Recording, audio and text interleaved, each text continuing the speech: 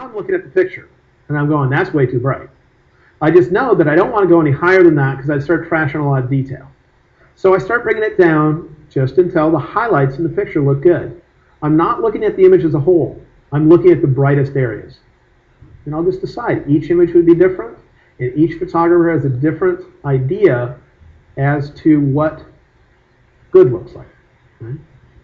This is my photo, so I can make it look the way I like it. Do your photos the way you like it. Now I look at the histogram, I see a gap on the left side, which tells me I can adjust blacks. I'm going to grab blacks, I'm going to move it down until the left side of the histogram kisses the end. And around there. I'll look at the image and think of that as most likely the furthest I'd like to move it, and then I'll bring it up a little to see where between there and where I started, what I want to be. And I actually like it. It's kind of dark. Shit.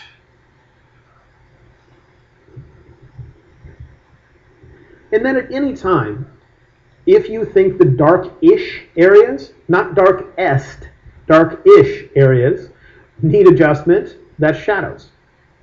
If you think the bright-ish areas, not bright-est areas, if you can get the difference in the definition there, then you want to go to highlights. So I'll look at this and I say the shadows are a bit dark. I'll bring it up a little. So I want a little more shadow detail. I need darker highlights. And I can continue to fine-tune this in many different ways.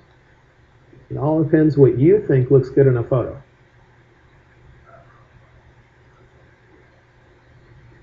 I'm getting rid of that big gap on the right. Anyway.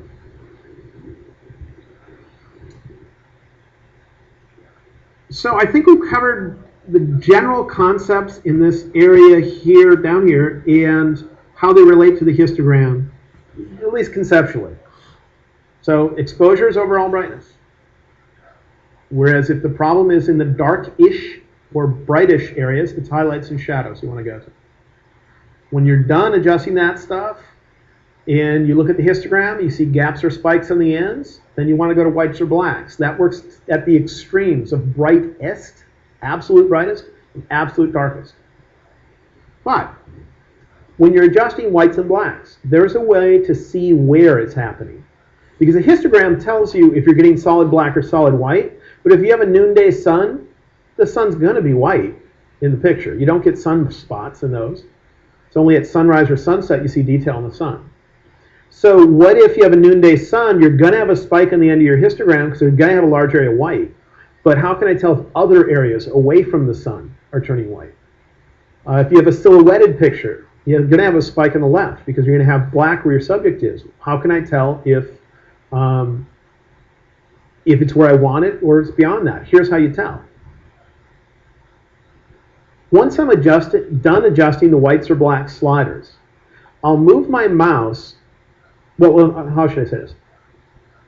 If the histogram either kisses the end or turns into a spike on the end, that tells me something is most likely white or black in my picture. If, on the other hand, there's a gap on either side, there's no white or black, so I don't have to think about it and find out where it's happening because it's not happening anywhere.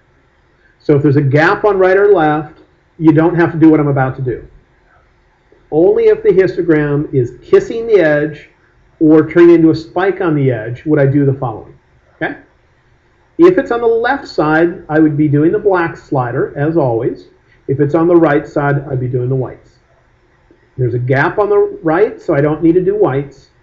It might be kissing on the left. I can't tell. My screen's like 6 feet away from me, so I can't tell.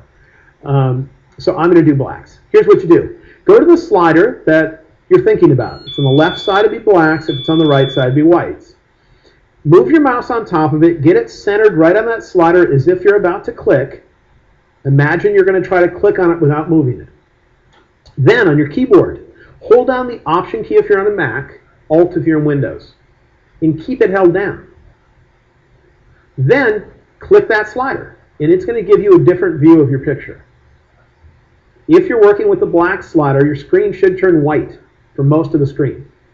And you might, but won't always, see other stuff showing up. Right now I don't see anything else showing up, which tells me I have no black in my picture. Because what it's trying to do is show me only